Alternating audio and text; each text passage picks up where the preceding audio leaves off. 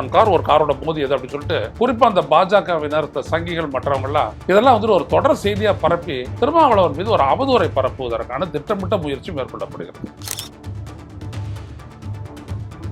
திட்டமிட்டு திருமாவளவன் பழி சுமத்துறாரு அப்படின்னு நீங்க சொல்றீங்களே, அப்ப அந்த ராஜீவ் காந்திக்காக வந்த நீங்க ஏன் வந்து பேசுறீங்க? ஏன் சங்கி கும்பல் வந்துட்டு போராடுது? ஏன் சங்கி லாயர்கள் வந்துட்டு அவருக்காக துணை நிற்கிறாங்க?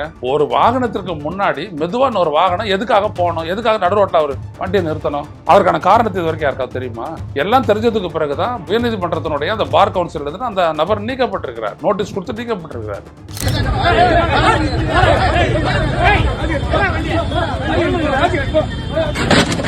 நோக்கம் என்ன? நிறுத்திட்டு அந்த இடத்துல தகராறு பண்ணி முடிஞ்சா திருமாவளவன் மேல கை வச்சிட மாட்டோம். அப்படி வச்சா என்ன ஆகும்? அதுக்கப்புறம் அது வேற கதை. ஆனா அவங்களுடைய நோக்கம் என்னன்னா அவமானப்படுத்தணும், பொதுவில் வந்து இது மாதிரி ஒரு நடந்துகிட்டாரு அப்படின்ட்டு ஒரு மேல ஒரு அவதூறை பண்ணணும் அப்படின்ற ஒரு திட்டமிட்ட செயல் அங்க அரங்கேற்றப்பட்டிருக்கிறது. அது நல்லா தெரியுது.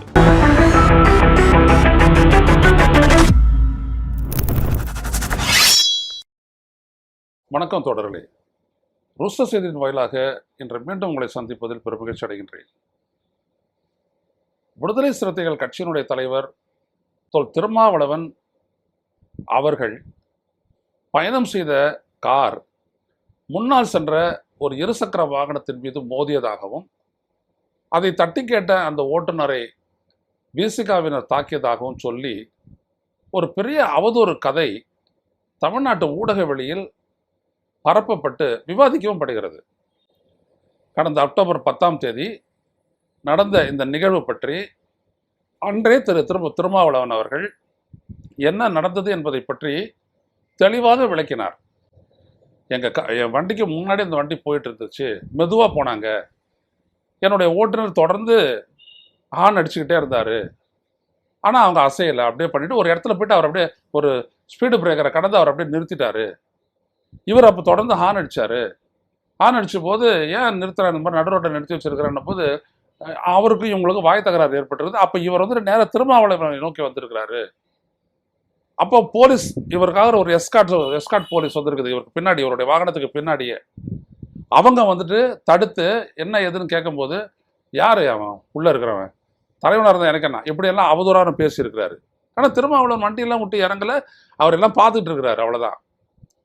அவர் அந்த இறங்கின அந்த நபர் வந்துட்டு அவர் ஒரு வழக்கறிஞர், பேர் ராஜீவ் காந்தின்னு பேர். அவர் என்ன பண்ணியிருக்கிறாரு, இந்த மாதிரி ரொம்ப சத்தம் போட்ட உடனே பின்னாடி வந்தவங்க வந்துட்டு அவரை விளக்கும் போது பிடிச்சி தள்ளி இருக்கிறாங்க. அதுக்கப்புறம் மற்ற அங்கே இருந்த வழக்கறிஞர்கள், ஏன்னா இது நடந்தது வந்துட்டு பார் கவுன்சில் ஆஃபீஸ்க்கு சென்னை உயர்நீதிமன்றத்தினுடைய அந்த வழக்கறிஞர்கள் அலுவலகத்துக்கு வெளியில் இருக்கக்கூடிய சாலையில் நடந்திருக்குது. இதெல்லாம் திருமாவளவன் விளக்கிட்டு சொல்கிறாரு, நாங்கள் போயிட்டு மோதவும் இல்லை, அவர் கீழே விடவும் இல்லை அப்படின்ட்டு. அதுக்கப்புறம் அவர் நிறுத்திட்டு இறங்கின வாகனத்தை பின்னாடி வந்து விடுதலை சிறுத்தைகள் சிலர் வந்து தள்ளி விட்டுருக்குறாங்க. இதுதான், ஒன்றும் இடித்து தள்ளி விடலாம் இல்லை. ஆனால் இந்த சம்பவத்தை பற்றி உடனடியாக புகார் தெரிவிக்கப்பட்டிருக்கிறது, கண்டிச்சிருக்கிறாங்க. அந்த ராஜீவ் காந்தி அந்த வழக்கறிஞர், இவரோட சண்டை போட்ட அந்த முற்பட்ட அந்த வழக்கறிஞர் வந்துட்டு ஏற்கனவே ஆலந்தூர் கோர்ட்டில் வந்துட்டு தவறான நடத்தையின் காரணமாக தண்டிக்கப்பட்டிருக்கிறாரு. அதற்கான நோட்டீஸு எல்லாத்தையுமே வந்துட்டு இப்போ வந்துட்டு சின்ன சின்ன ஊடக வெளிக்கு அப்படி தானே ஆகும். ஆனால் இந்த சம்பவத்தை என்ன பண்ணுறாங்கன்னா, திருமாவளவன் கார் ஒரு காரோட மோதியது அப்படின்னு சொல்லிட்டு குறிப்பாக அந்த பாஜகவினர் சங்கிகள் மற்றவங்கெல்லாம் இதெல்லாம் வந்துட்டு ஒரு தொடர் செய்தியாக பரப்பி திருமாவளவன் மீது ஒரு அவதூறை பரப்புவதற்கான திட்டமிட்ட முயற்சி மேற்கொள்ளப்படுகிறது. நான் இதை வந்துட்டு ஆரம்பத்தில் ரொம்ப சாதாரண, அது திருமாவளவன் அவர்கள் விளக்குனாரு, அதை டிவியில் பார்த்தோம், எல்லாரும் பார்த்துட்டாங்க, சரிதான் அப்படின்ட்டு இப்போ சாதாரணம். ஆனால் விளக்குறாங்க, எங்கள் மீது திட்டமிட்டு பழி சுமத்துகிறார் அப்படின்ட்டு. திட்டமிட்டு திருமாவளவன் பழி சுமத்துறாரு அப்படின்னு நீங்கள் சொல்கிறீங்களே, அப்போ அந்த ராஜீவ் காந்திக்காக வந்த நீங்க ஏன் வந்து பேசுகிறீங்க? உங்கள் கும்பல் ஏன் வந்து பேசுது? ஏன் சங்கி கும்பல் வந்துட்டு போராடுது? ஏன் சங்கி லாயர்கள் வந்துட்டு அவருக்காக துணை நிற்கிறாங்க? ஒரு வாகனத்திற்கு முன்னாடி மெதுவான ஒரு வாகனம் எதுக்காக போகணும்? எதுக்காக நடுரோட்டில் அவர் வண்டியை நிறுத்தணும்? அதற்கான காரணத்தை இது வரைக்கும் யாருக்காவது தெரியுமா? எல்லாம் தெரிஞ்சதுக்கு பிறகுதான் பார் கவுன்சில் வந்துட்டு சென்னை உயர்நீதிமன்றத்தினுடைய அந்த பார் கவுன்சில் வந்துட்டு அந்த நபர் நீக்கப்பட்டிருக்கிறார், நோட்டீஸ் கொடுத்து நீக்கப்பட்டிருக்கிறாரு. இப்படியெல்லாம் நடந்தவங்க பிறகு கூட யார் அவருக்கு துணை நிற்கிறது சொல்லுங்க? அவர் என்ன அப்படி செல்வாக்கு மிக்க ஒரு பெரிய வழக்கறிஞரா? அதெல்லாம் ஒன்றும் கிடையாது. பல அவதூறுகளுக்கு உட்பட்டவர், வீடு காலி பண்றவர், அது சம்பந்தப்பட்ட விவரங்கள் எல்லாம் விடுதலை சிறுத்தைகள் எடுத்து வெளில போட்டாங்க. அதுக்கப்புறம்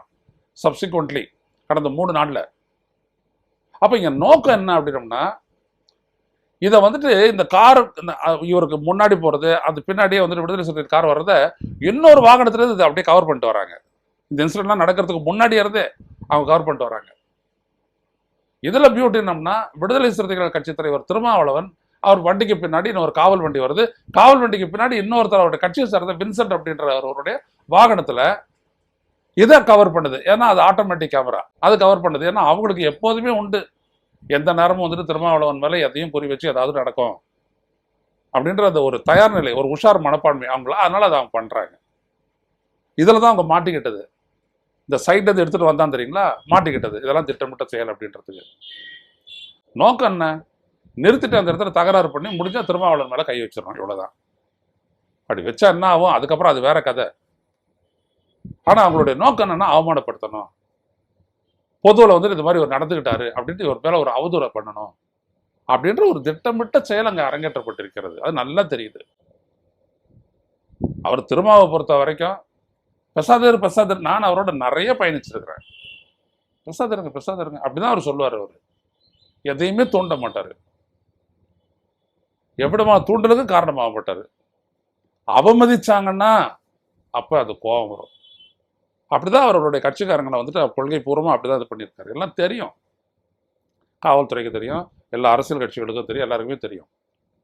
அப்ப இந்த ஒரு பொறுப்பற்ற ஒரு நபரை வச்சு இது நடத்தப்பட்ட, அரங்கேற்றப்பட்ட, அவதூறு பரப்புவதை நோக்கமாக கொண்ட ஒரு நாடகம் அங்கே நடத்தப்பட்டிருக்கிறது.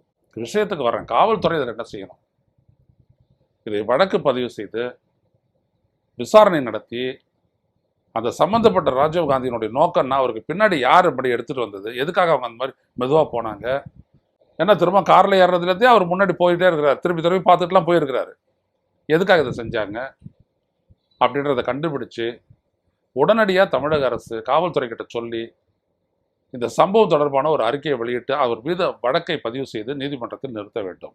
அவரை விசாரணை காவலில் வைக்க வேண்டும், நீதிமன்ற காவலில் வைக்க வேண்டும் என்று கேட்டுக்கொள்கிறோம். ஏன்னா தொடர்ந்து ஒரு திருமாவளவனுடைய முக்கியத்துவம் தமிழ்நாட்டு அரசியல் என்னன்னா, அவர் பாசிசத்தின் எதிர்ப்பாளர், சாதிய எதிர்ப்பாளர், மதவாத அரசியலுக்கு எதிரானவர். அவர் எது செஞ்சாலும் அதை வந்து திசை திருப்பக்கூடிய ஒரு முயற்சிகள் தொடர்ந்து நடக்குது. அவர் எது செஞ்சாலும் மது ஒழிப்புக்காக ஒரு மாநாடை வந்துட்டு கூட்டினாரு. ஆனா அந்த மாநாடு கூட்டணிக்காகத்தான் சொல்லிட்டு அப்படியே திசை திருப்பினாங்க. அவர் மிகப்பெரிய ஒரு ஜனநாயக எழுச்சி மாநாட்டை ஒன்று நடத்தினார், பெரிய அளவுக்கு நடத்தினாரு. எந்த சம்பவமே கிடையாது. இங்கெல்லாம் நடக்குதுங்களே, நம்ம விஜயனுடைய ஃபங்க்ஷன் நடக்குது, அதெல்லாம் எதுவுமே கிடையாது. அவ்வளோ டிசிப்ளின்டு. எல்லாரும் சாப்பாடு கட்டிட்டு வந்துட்டு சாப்பிட்டுட்டு தான் 11 மணி 12 மணி வரைக்கும் திரும்ப சொல்றதை கேட்டாங்க. கலைஞ்சு போங்க அப்படின்னு சொல்லிக்கிட்டே ஒரு 2 மணி நேரம் மேடையில் இருக்க வேண்டிய அளவுக்கு ஆகிப்போச்சு. அவ்வளோ கட்டுப்படுத்தி அவருடைய தொண்டர்களை வந்துட்டு கையாளுறாரு. இது காவல்துறைக்கு தெரியும், எல்லாருக்குமே தெரியும். அப்படிப்பட்ட ஒரு தலைவரை இப்படிப்பட்ட ஒரு சூழ்ச்சி செய்து நடுரோட்டில் ஒரு பிரச்சனையை ஏற்படுத்தி, நடுரோட்டில் இவ்வளவு பெரிய தலைவர் இறங்கி சண்டை போட்டா இருப்பாரு அப்படின்னு காட்டக்கூடிய ஒரு உள்நோக்கத்தோடு ஒரு நாடகத்தை அரங்கேற்றி இருக்கிறார்கள். காவல் ஆணையர் சொல்றேன், இதை ரொம்ப சீரியஸா எடுத்துக்கங்க. இது சாதாரண விடயம் இல்லை. ஏன்னா திரும்ப எல்லாரையும் கட்டுப்படுத்தக்கூடியவர். அவர் மட்டும் யார் என்னன்னு பாருன்னு சொல்லிட்டு வேற மாதிரி சொல்லியிருந்தார் அப்படின்னோம்னா அங்க நடந்திருக்கிறதே வேற. ஏன்னா எந்த இடத்துல நீங்க ரோட்ல எந்த இடத்துல தமிழ்நாட்டில் போனாலும் திருமாவளவனுடைய ஆதரவாளர்கள், திருமாவளவன் மீது அபிமானம் கொண்டவர்கள், மதிப்பு கொண்டவர்கள் இருந்துகிட்டே இருப்பாங்க. அவர் தனிமைப்படுத்தவே முடியாது, மக்கள்கிட்ட இருந்து அவர் தனிமைப்படுத்தவே முடியாது. அப்படிப்பட்ட ஒரு தலைவர் அவர். ஏன்னா தமிழ்நாட்டினுடைய நன்மை, நலன், அதற்காக அவர் பாதுகாப்பு, உரிமை பாதுகாப்பு, அதற்காக அவர் நிற்கக்கூடிய ஒரு தலைவர். அவர் எப்படி விட்டு கொடுத்துருவாங்க? எனவே இதெல்லாம் தமிழக காவல்துறை இதை கண்டுகொள்ளாமல் ஒரு போக்கில் போகக்கூடாது. ஏதோ லாயர்கள் அவங்க இப்படி, அதெல்லாம் வேற கதை. நடந்தது ஒரு கிரைம், திட்டமிட்ட ஒரு கிரைம் நடு ரோட்டில் அரங்கேற்றப்பட்டிருக்கிறது. வழக்கு பதிவு செய்து அந்த முதல்ல அந்த ராஜீவ்காந்தியை கைது பண்ணி நீதிமன்றத்தின் முன் நிறுத்தி அவர் சிறையில் அடைக்க வேண்டும். அவர் பண்ணதனுடைய உள்நோக்கம் என்னன்றதை உடனடியாக அந்த விசாரணையை நடத்தி உண்மையை வெளிக்கொணர வேண்டும். மக்கள் முன்னால் அந்த அறிக்கையை வைக்க வேண்டும். இதை காவல்துறை செய்யும் என்று எதிர்பார்க்கின்றேன்.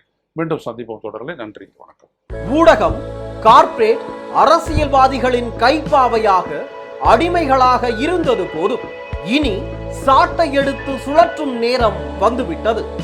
ஊடகம் பொதுமக்களாகிய உங்களுக்காக, உங்களாலேயே இயக்கப்பட வேண்டும். ஊடக சுதந்திரத்திற்காக உங்களின் பங்களிப்பை இன்றே அளித்திடுங்கள்.